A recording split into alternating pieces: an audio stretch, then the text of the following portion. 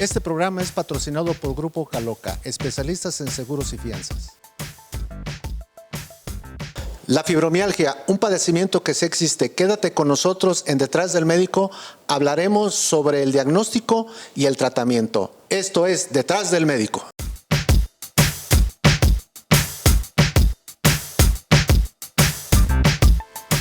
Uno de los programas que tuvimos anteriormente con el doctor Sergio Gutiérrez Ureña, que hablamos sobre fibromialgia, ha causado un impacto tan importante que verdaderamente tenemos que hablar más al respecto, ya que hay muchos tabús, muchas cosas que no se han dicho y sobre todo lo más importante, que la gente no entiende que existe esta enfermedad.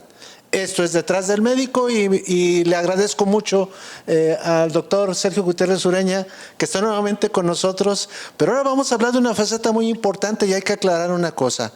No por el hecho de que hablemos de medicamentos, quiere decir que usted tenga que agarrar, ir a la farmacia y comprarlos.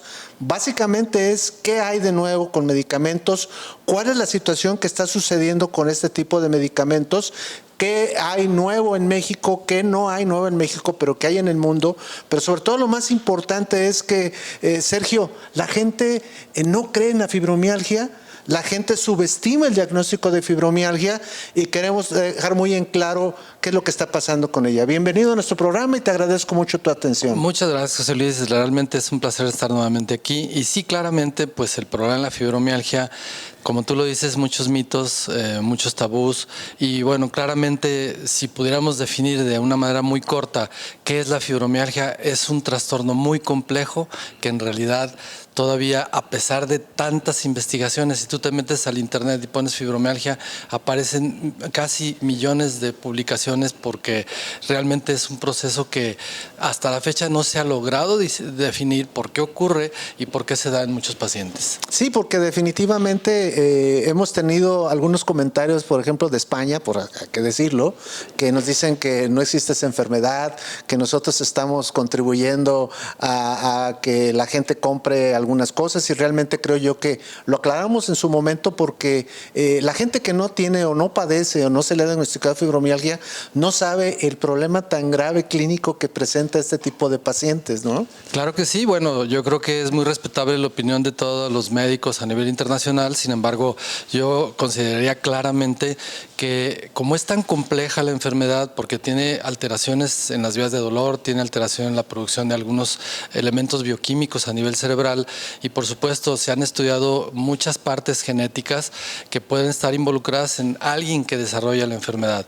De manera que no todo el mundo puede hablar estrictamente de fibromialgia, y como le hemos dicho al principio, es una enfermedad que hay que excluir de otras patologías que pudieran semejar la posibilidad. Entonces, de acuerdo, si alguien no está considerando la posibilidad de que exista la enfermedad, yo creo que la podríamos englobar en lo que realmente se ha investigado más últimamente, es en la parte de la sensibilización a nivel cerebral que produce esta serie de cambios, porque si uno analiza desde el punto de vista anatómico y funcional a nivel cerebral, hay muchas áreas que manejan dolor, manejan otro tipo de procesos, y que eso es lo que realmente ha tenido pues mucha controversia de decir si hay alteraciones, y cuando se comparan pacientes con fibromialgia contra población normal, se encuentran cambios precisamente en los pacientes con fibromialgia a todos los niveles. O sea, una pregunta que te quiero hacer es en relación a que esto es más común en mujeres, ya lo hemos analizado.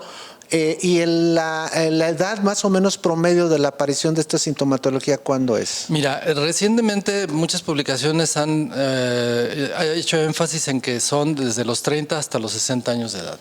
Pero claramente habrá que ver los subgrupos de población para hacer ese diagnóstico diferencial. Arriba de los 60 muchas veces se puede confundir con otros trastornos autoinmunes, inflamatorios, como puede ser la polimialgia reumática. Pero en este periodo de edad de los 30 a los 60 es claramente cuando más inciden otros factores. Incluso se habla de alteraciones neuroendocrinas asociadas al sistema inmune, y que esto puede generar que una paciente que llega a la menopausia de repente desencadene el proceso. Entonces dices tú, bueno, ¿qué está pasando con las pacientes? Porque hay como factores que son como el disparo de un proceso que está generado por tres bases que ya lo habíamos platicado: dolor generalizado, cansancio y trastornos del sueño. Entonces, en base a eso, las terapias actuales y que tienen una tendencia a ser manejadas incluyen hasta la medicina integrativa complementaria, que si tú revisas hay muchísimos trabajos al respecto, y comparando grupos de fibromialgia contra no fibromialgia, pues han tenido mejoría. Sin embargo, lo que es desde el punto de vista terapéutico, pues sí, claro, hay muchos medicamentos que se han ensayado. Sin embargo, cada paciente responde diferente. Sí, antes de seguir y hablar sobre los medicamentos actuales que existen en el mercado, es importante que ustedes se suscriban a nuestro canal, le den like y sobre todo lo más importante, agradecerles a todos ustedes porque gracias a sus suscripciones, gracias a sus comentarios, es posible que estos programas sigan adelante. Vamos a seguir haciéndolo, nada más contribuyan con nosotros.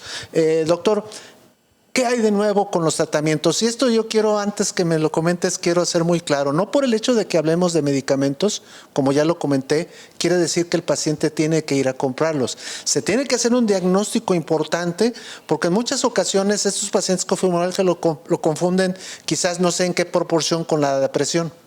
Por supuesto, sí. ¿Verdad?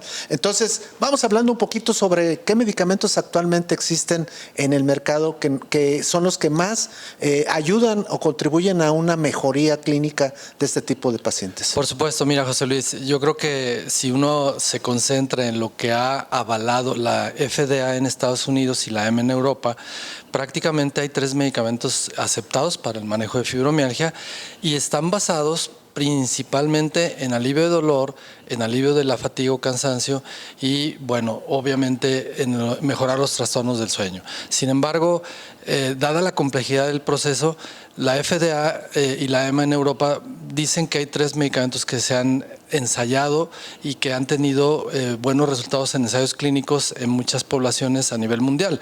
Uno de ellos es un inhibidor de la recaptación de serotonina, que es la duloxetina. El segundo sería un medicamento que aparentemente es un gabapentino o gabapentinoide, que es la pregabalina, y que al principio se indicó para crisis convulsivas, pero en la actualidad se vio que mejora muchísimo las fases de la 3 a la 4 del sueño y que normalmente puede tener pues buenos resultados en fibromialgia porque mejora dolor, mejora cansancio y mejora el sueño. Y la tercera sería prácticamente el decir que estamos utilizando analgésicos y aparentemente los más estudiados en este sentido serían el tramadol combinado con paracetamol. Y hay un tercero o un cuarto quizás que lo podríamos mencionar que se llama milnacipram, que también es un inhibidor de la recaptación de serotonina que desafortunadamente las industrias farmacéuticas, si no se venden, los retiran del mercado. Entonces es otro producto que yo lo indiqué cuando apareció y propiamente también les da muy buenos resultados, pero todos tienen el efecto de modificar los receptores específicos de recaptación para que las vías de dolor se modifiquen, tanto cerebrales como espinales. Entonces, ¿habrá algo al respecto con los...? Porque a la gente le gusta tomar suplementos alimenticios, ¿verdad? Por supuesto. Y realmente queremos que tú nos comentes, de acuerdo a tu experiencia, si existe algún suplemento alimenticio, que no quiere decir que con eso te vas a curar, que hay que dejarlo muy en claro. ¿Existe algo en cuanto a los suplementos alimenticios que ayuden o contribuyan a que el paciente tenga una mejoría? Por supuesto, mira, te digo que ha habido infinidad de estudios que avalan, ya sea en ensayos clínicos, algunos bien llevados a cabo, y la otra es que pueden ser, por ejemplo, casos reporte, donde se dice que algún producto mejoró al paciente. Si tú, lo habíamos comentado, la medicina integrativa complementaria, es eso, trata de manejar todo el aspecto, tanto no farmacológico como farmacológico, y también el aspecto de conducta, que sí tiene que ver mucho en esta parte, pero no es un proceso que sea la causa de, sino es probablemente la asociación de. O sea, una paciente con fibromialgia pues no sabe qué pasa, todo el mundo dice que no tiene nada, nadie la reconoce, todo el mundo dice que no existe, que es pura cuestión mental. Pero tú mandas a un paciente a un psiquiatra y el psiquiatra no la tiene clasificada en los procesos, como tú lo comentaste, de la clasificación de enfermedades mentales, y estudia más la posibilidad de depresión, pero tú puedes ver pacientes con fibromialgia sin depresión. Y vamos entonces a la medicina integrativa. Sí ha habido, por ejemplo, el consejo de tomar, por ejemplo, alimentos que tengan glutamato. Es una parte compleja de las vías del dolor que si tú dices, ¿en dónde está? Pues la verdad es un conservador que la FDA ni dice que es malo ni dice que es bueno, pero que sí está en muchos productos enlatados. O sea, no les voy a decir que vayan y compren todo esto y que se coman más productos enlatados, porque todo tiene que ver con esa posibilidad de decir que es una terapia complementaria. Pero, por ejemplo, está esto, también se ha hablado mucho sobre el uso de magnesio, se ha hablado mucho sobre suplementar correctamente con vitamina D y, por supuesto, bueno, ha habido pacientes que han mejorado estrictamente con terapias antioxidantes. O sea, estamos hablando de que son factores que en ese periodo de edad podría ser necesario tenerlos o pensar que deban de tener una buena nivel a nivel sanguíneo y orgánico. Entonces, sí, o sea, sí se habla de muchas posibilidades de mejoría, pero hay que recordar, si se diagnostica correctamente el proceso, habría que dar medicamentos y terapias complementarias. Entonces, nuestro público tiene que entenderlo, pues, de que este padecimiento o esta enfermedad básicamente está relacionada, pues, con lo que ya comentó el doctor en cuanto a que necesitamos que el paciente vaya a la consulta ante esta sintomatología y recordarles nuevamente, hay que insistir bastante en que el paciente tiene que estar en la mejor disposición para que pueda entender que debe de ir con un médico a hacerle el diagnóstico. Una pregunta, ¿se controla la fibromialgia o se puede curar la fibromialgia? Es una muy buena pregunta, José Luis. Yo pienso que se controla porque a veces el paciente mejora muy rápidamente, pero hemos tenido claramente casos refractarios a tratamiento. A todo lo que se les da no responden. Entonces, hay pacientes que si dejan los tratamientos vuelven a tener sintomatología, de manera que se aconseja tener un seguimiento. Por eso son enfermedades crónicas que causan dolor. Y si tú me preguntas, bueno, ¿y por qué la ven los reumatólogos? Primordialmente por el dolor, pero también hay estudios que avalan que hay también proceso inflamatorio.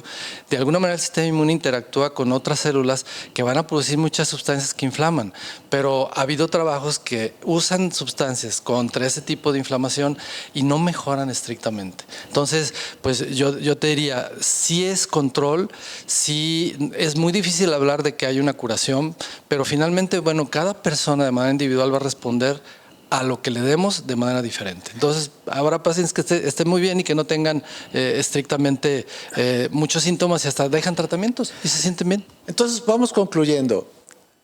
¿Sí existe la fibromialgia? Sí, para mí sí existe. Segundo, ¿existe la manera de poderla controlar? Por supuesto que sí. Más no curarla. Correcto.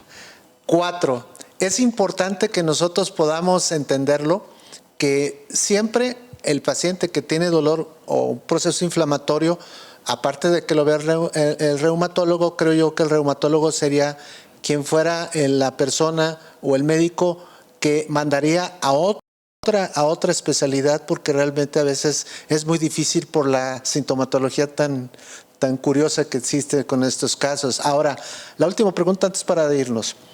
Sí. Pandemia, COVID-19. ¿Se puede confundir la sintomatología con padecimientos o pacientes que hayan tenido COVID? Fíjate que sí, es extraordinario que después de la pandemia aprendimos muchísimo. Se publicó hasta el cansancio todas las ligas contra el reumatismo a nivel mundial.